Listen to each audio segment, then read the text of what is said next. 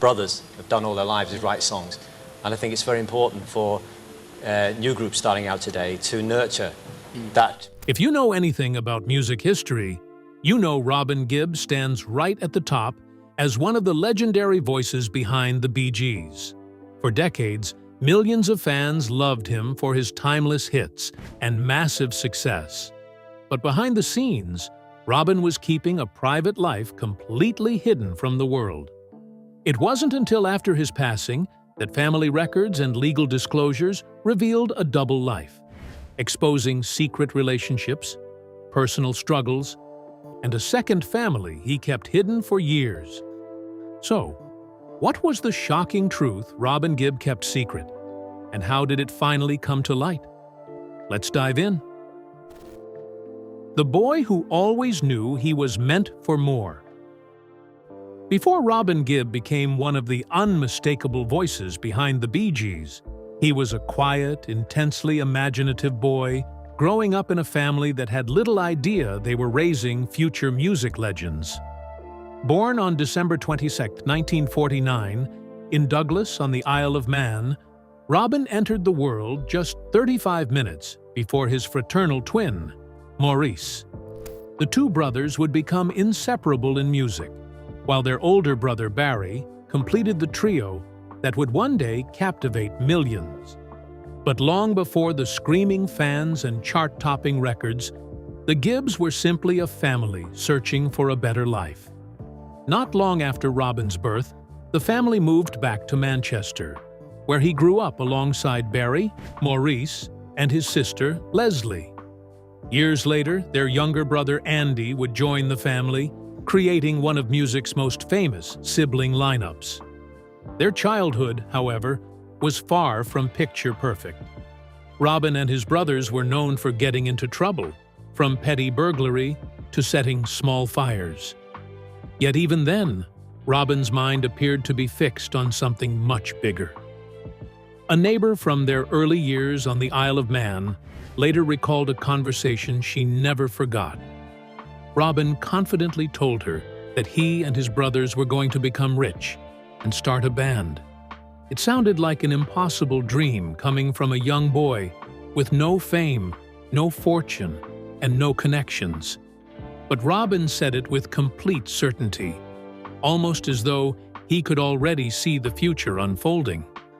That confidence soon turned into action.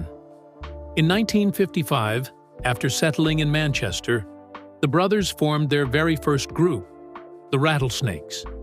Barry played guitar and sang, while Robin and Maurice shared lead vocals with a couple of neighborhood friends filling out the band. They performed in local theaters whenever they had the chance, inspired by artists like the Everly Brothers, Cliff Richard, and Paul Anka. The Gibb brothers were discovering that their voices blended in a way few others could. Then, life took an unexpected turn. In 1958, the entire family emigrated to Australia, hoping for new opportunities. The brothers continued performing, experimented with different band names, and eventually settled on one that would become legendary: the Bee Gees. By 1960, the Bee Gees were appearing on Australian television. 3 years later, they signed with Festival Records and released their debut single, The Battle of the Blue and the Grey. For Robin, it also marked the start of something more personal. He was no longer content with simply being one member of the group. He wanted to grow as a songwriter and establish his own creative voice. In 1964, he played melodica on Claustrophobia. The following year, he delivered the lead vocal on I Don't Think It's Funny. And in 1966, he received his first songwriting credit with I Don't Know Why I Bother With Myself. Around the same time, both Robin and Barry began taking more solo vocals, quietly planting the seeds of future rivalry. From the outside, the Bee Gees looked unstoppable. Inside the studio, though, Robin was becoming known for something else entirely. He lived and breathed songwriting. Maurice later revealed that while most people relaxed during tours, Robin rarely could. If the band traveled to Rome or Nairobi, Barry would explore the city while Robin often stayed inside his hotel room, writing song after song. It was a gift, but it was also becoming a burden. By 1967, the Bee Gees had broken through in Britain with New York mining disaster 1941. Their haunting ballad, Massachusetts, sung by Robin, became the group's first #1 hit in the UK and established his voice as one of the band's emotional centerpieces. Audiences connected deeply with his performances, and Robin suddenly found himself carrying enormous expectations at just 18 years old. The pressure kept building. In July 1968, Robin collapsed and lost consciousness. Doctors diagnosed him with nervous exhaustion, and he was admitted to a London nursing home before continuing his recovery in Sussex. The Bee Gees were preparing for their first major American tour, but Robin's relapse forced the group to cancel several performances. Remarkably, even recovery did not slow his creativity. During this period, Robin co-wrote Only One Woman for the duo, The Marbles, and continued shaping the Bee Gees' sound. He also delivered an unforgettable performance on I Started a Joke, whose melody, he said, was inspired by the sound of a jet engine. His career seemed to be reaching new heights, but success was quietly masking another problem. As Robin's confidence grew, so did creative tension between him and Barry. Both were exceptional writers. Both wanted their songs to lead the band's albums, and neither liked seeing their work pushed aside. The conflict finally reached a breaking point during the release of Odessa, when Robin's song Lamplight was placed on the B-side while Barry's First of May took the spotlight. To many people, it looked like an ordinary disagreement over a record. To Robin, it felt deeply personal. In early 1969, after his final recording session and television appearances with the Bee Gees, he made the painful decision to leave the group and pursue a solo career. Rumors immediately began swirling about his personal life, including allegations of drug problems and emotional instability. The world believed it was witnessing the breakup of a talented young singer and his famous band. What almost nobody realized was that Robin Gibb's most complicated battles would never be fought on stage. The private life he carefully guarded was only beginning to take shape, and the secrets that would one day redefine his story were still waiting in the shadows. The dark side of the Bee Gees nobody saw. By 1997, the Bee Gees had already survived decades of changing musical trends, personal disagreements, and the pressures that came with being one of the biggest groups in the world. So, when Robin, Maurice, and Barry appeared together on the British talk show Clive Anderson All Talk, there was no reason to expect the interview to become one of the more uncomfortable moments of their career. But that is exactly what happened. Host Clive Anderson began joking about the brothers' famous falsetto voices, comparing the sound to Mickey Mouse, and taking another swipe at their success with a joke about them being hit singers with one letter missing. What may have seemed like harmless banter from the host quickly stopped being funny for the Gibb brothers. The atmosphere became increasingly uncomfortable, and eventually, the three simply walked off the live show. For a group that had spent decades being interviewed, criticized, and analyzed in public, walking away from a television appearance was a pretty strong statement. And years later, Anderson himself admitted that he regretted the way he handled the interview.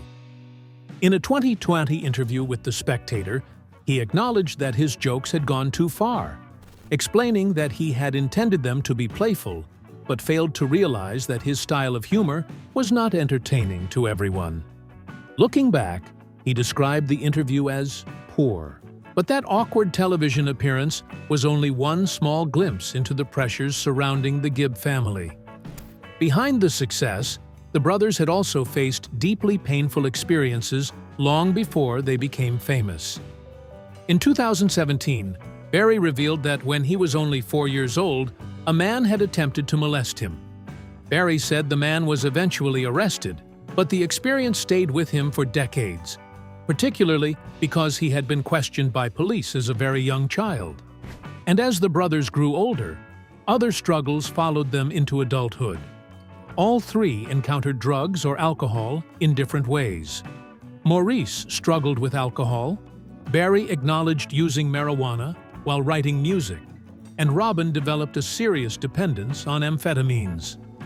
For Robin, the pills were reportedly tied to his relentless approach to songwriting. They helped him stay awake and continue working long after most people would have gone to sleep. But what may have started as something Robin used to keep up with his music eventually began affecting the rest of his life. His addiction reportedly placed enormous strain on his marriage and family, eventually contributing to the breakdown of his relationship and separation from his children. At the same time, Maurice's own dependence on alcohol was creating problems in his personal life and would contribute to the collapse of his short-lived marriage to singer Lulu. For all the glamour surrounding the Bee Gees, the reality behind the music was far more complicated.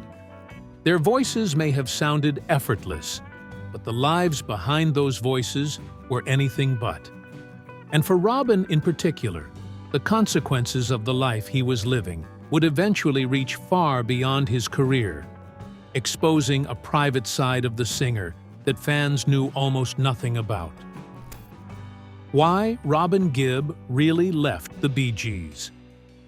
For all the success the Bee Gees achieved together, being brothers did not make working together any easier. Behind the harmonies, the matching suits, and the endless stream of hits, Robin, Maurice, and Barry were three ambitious musicians who each wanted their own voice to matter.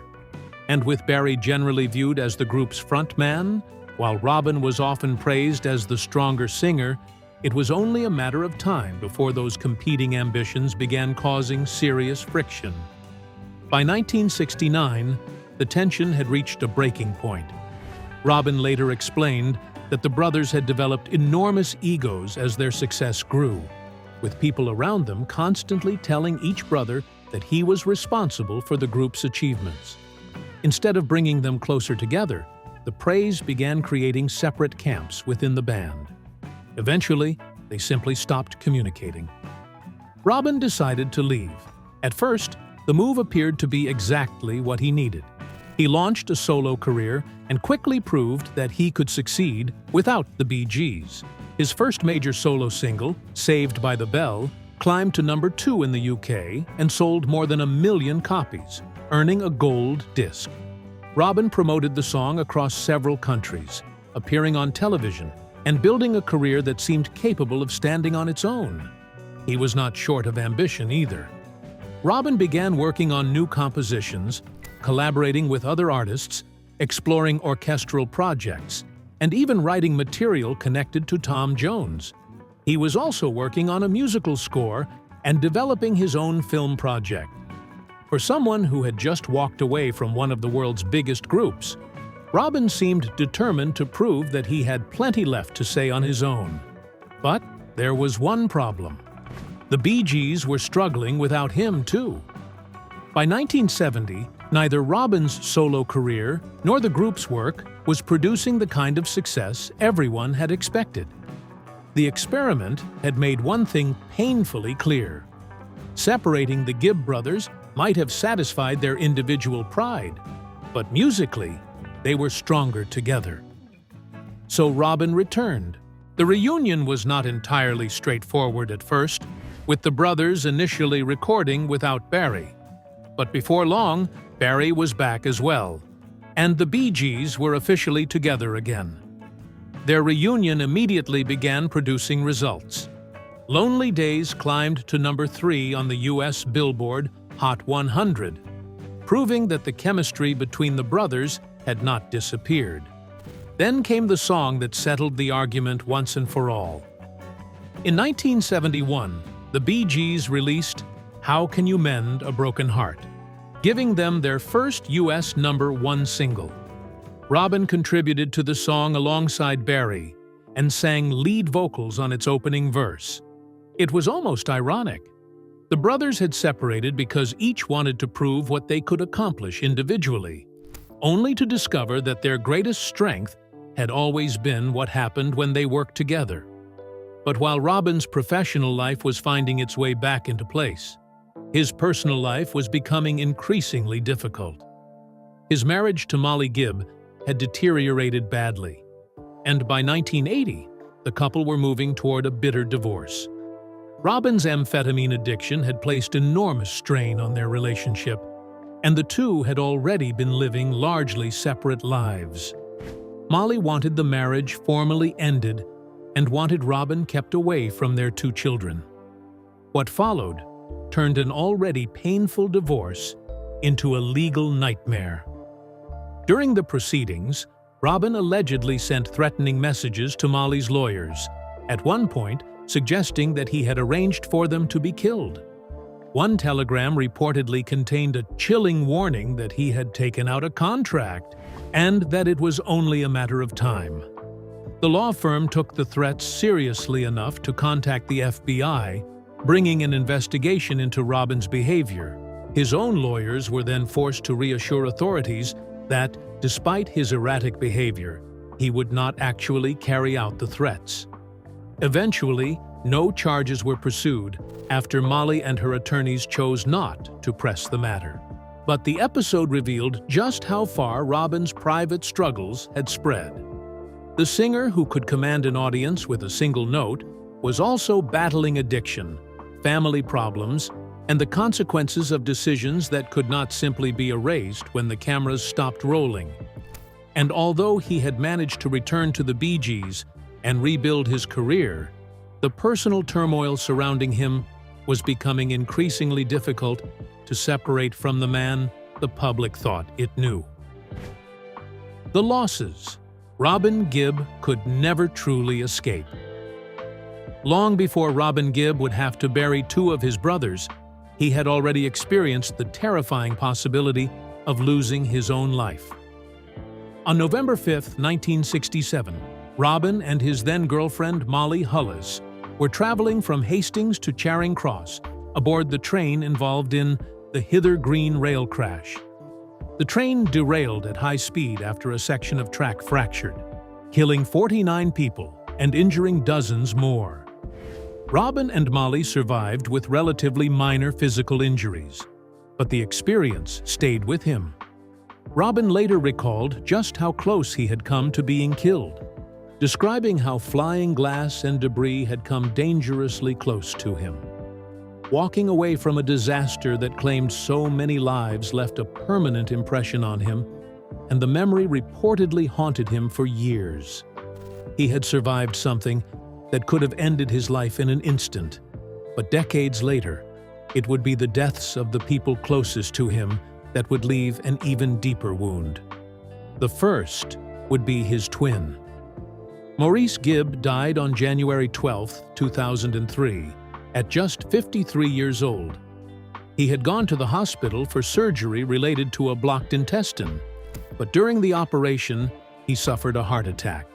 His wife Yvonne and their 2 children, Adam and Samantha, were with him during his final hours. For Robin, the loss was almost impossible to comprehend. Maurice had not simply been his brother. He was his twin, his musical partner, and one of the people who had shared almost every important chapter of his life. Robin once described Maurice as the brother who held the Bee Gees together, making his sudden absence even harder to accept. Yet Robin did something he had always done when life became painful. He turned to music. Rather than allowing himself to become consumed by grief, Robin pushed forward with his career, eventually preparing a new solo album after a 17-year gap. He and Barry continued working on music, with Robin explaining that they wanted to work even harder as a way of dealing with Maurice's death. For Robin, keeping the music alive became a way of keeping Maurice's memory alive, too. But Maurice was not the only Gibb brother Robin would lose. The family had already endured another devastating loss years earlier when their youngest brother, Andy Gibb, died in 1988. Unlike Robin, Maurice, and Barry, Andy was not a member of the Bee Gees, but he had built an impressive career of his own. After finding success in Australia, he moved to the United States with Barry's support and released his debut album, Flowing Rivers. The album turned Andy into a star. 2 of its songs reached #1, and for a time, his career appeared unstoppable. But behind the success, Andy was struggling with drug addiction, and the consequences gradually began destroying the life he had worked so hard to build. He began missing performances and losing professional opportunities. His personal relationships suffered, and despite eventually entering the Betty Ford Clinic for treatment, he struggled to regain the momentum he had once enjoyed. Then, on March 10, 1988, Andy went to the hospital after becoming ill. He never left. Andy was only 30 years old. Doctors determined that myocarditis, a serious inflammation of the heart, had caused his death, with prolonged drug abuse considered a likely contributing factor. For Robin, the losses were becoming painfully familiar. He had survived a disaster that could have killed him, watched his younger brother die at just 30, and then, years later, lost his twin, Maurice. Each loss took away another piece of the family with whom he had shared his entire life. And as Robin continued performing and recording, there was something particularly heartbreaking about the fact that the voice millions knew so well was now carrying the memories of brothers who were no longer there to hear it. The family Robin Gibb kept behind closed doors. Robin Gibb's love life was never as straightforward as the polished image that came with being a Bee Gee. Behind the fame, the touring, and the music, his relationships were complicated by distance, separation, and eventually a family arrangement that attracted plenty of attention. And while Robin would go on to spend nearly 3 decades with his second wife, the path that brought them together was anything but ordinary. Robin married his first wife, Molly Hullis, in 1968.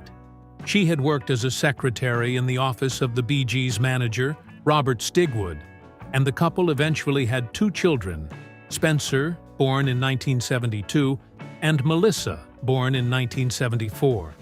But marriage became increasingly difficult as Robin's career exploded.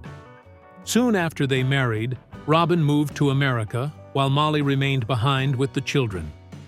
The distance became a major strain on their relationship, and the couple eventually began living almost completely separate lives. When they divorced in 1980, Molly was awarded custody of their children, and for years Robin had very limited contact with them. For a father, that separation was devastating. Robin later described the experience as being similar to bereavement, saying that he felt as though he was on the verge of madness. Eventually, he was able to reconnect with Spencer and Melissa when they were around 12 and 10 years old. But by then, Robin's life had already taken another turn.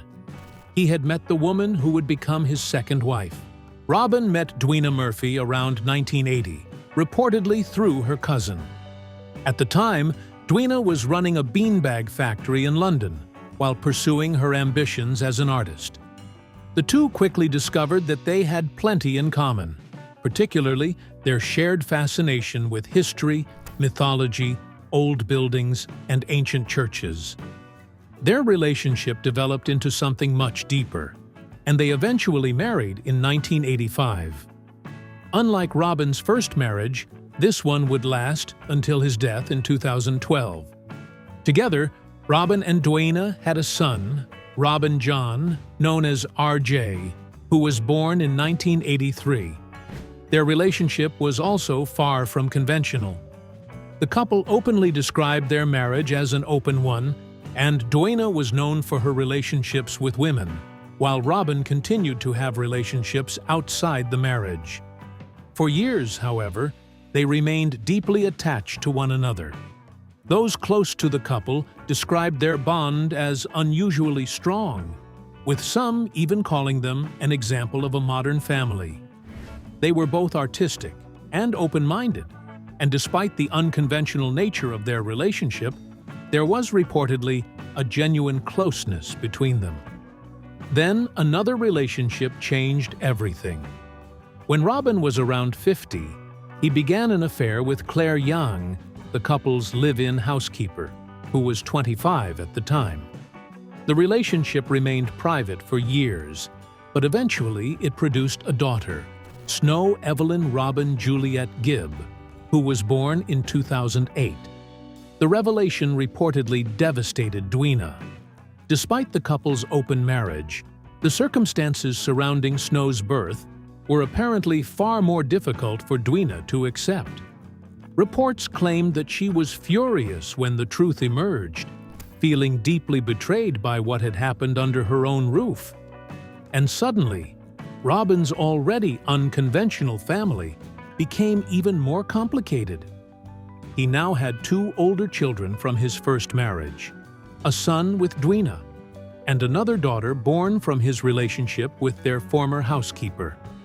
Yet despite all the complicated relationships surrounding him, Robin and Dwina remained together until his death. In the end, his family life was almost as layered as his music career. There was the marriage that collapsed under the weight of fame, the children he struggled to see, the wife who stayed beside him for decades, and the daughter whose arrival exposed just how complicated their private world had become. For years, Robin had managed to keep much of that life away from the public. But after his death, the details became impossible to ignore, revealing a side of the Bee Gees that was far more complicated than the man fans thought they knew. The tragic final chapter of Robin Gibb's life. By the time Robin Gibb entered the final chapter of his life, he had already survived more than most people could imagine. He had experienced a catastrophic train crash, endured the pressures of fame, battled addiction, lost his twin brother Maurice, and watched his younger brother Andy die far too young. Yet even after all of that, Robin continued working, performing, and creating music as though he had no intention of slowing down. Then, in 2010, his health began to change. While performing in Belgium on August 14th, Robin suddenly began experiencing severe abdominal pain. 4 days later, he underwent emergency surgery at a hospital in Oxford. He recovered enough to return to the stage, performing concerts in New Zealand and Australia, and for a while, it seemed as though another frightening health scare had passed. But the problems kept returning. In April 2011, Robin was forced to cancel concerts in Brazil after the abdominal pain came back. Even as his health deteriorated, he remained involved in projects that mattered deeply to him, including fundraising for the RAF Bomber Command Memorial in London. He was also working on something much more personal. Robin collaborated with his son Robin John on the Titanic Requiem, a classical work recorded with the Royal Philharmonic Orchestra to commemorate the centenary of the Titanic disaster. It was another reminder that even when his own health was becoming increasingly fragile, Robin was still looking ahead and creating. But his body was beginning to make that increasingly difficult. Concerts were canceled. Hospital visits became more frequent. In October 2011, Robin was due to perform a charity single, but was rushed back to hospital with severe abdominal pain. Days later, he appeared on television looking noticeably frail. Then came the diagnosis that changed everything. In November 2011, Robin was diagnosed with liver cancer, which had spread to his lower digestive system. He continued fighting, undergoing intestinal surgery in March 2012 and canceling more appearances while he recovered. But by April, his condition took another devastating turn. Robin contracted pneumonia and fell into a coma. Remarkably, he eventually regained consciousness, giving his family and fans a brief moment of hope. But his recovery would not last. On May 20, 2012, Robin Gibb died in a London hospital at the age of 62. Although his death was initially attributed to cancer, his son Robin John later explained that the cancer had gone into remission and that Robin ultimately died from kidney failure. His funeral was held on June 8, 2012, and he was buried near his home in Oxfordshire. The man whose voice had filled arenas around the world was finally laid to rest in a quiet churchyard, far removed from the spotlight that had followed him for decades. But Robin's death did not only mark the end of his story, it also brought his family's extraordinary history into sharper focus. His mother, Barbara Gibb, had watched her sons rise from performing in small venues to becoming one of the biggest musical acts in the world. She and her husband Hugh had helped guide their children during the earliest years of their career. But Barbara would eventually have to endure something no parent should have to face. She would bury 3 of her 5 children. Andy died at just 30. Maurice was gone at 53. And Robin died at 62 after a prolonged battle with illness. For Barbara, each loss carried its own kind of devastation. When she died in 2016 at the age of 95, only Barry and Leslie remained. Barry later reflected on what his mother had endured, describing the deaths of Maurice, Robin, and Andy as completely different kinds of heartbreak.